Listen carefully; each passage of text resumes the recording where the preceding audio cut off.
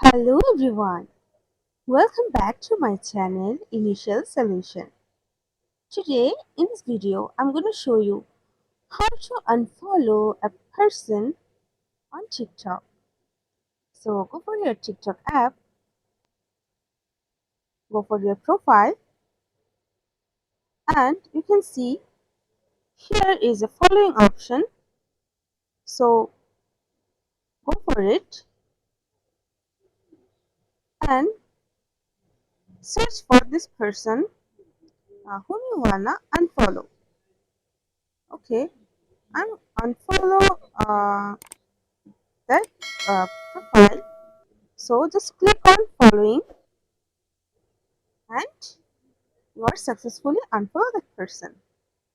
So guys, this is how you can unfollow a person on TikTok. Hope this video helped you guys. If it did, then please like, comment and share.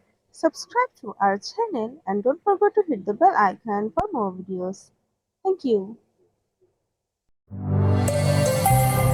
This video is sponsored by Zerosoft. Zerosoft offers graphic design, UI UX design, digital marketing, and web development. Elevate your brand with Zerosoft today.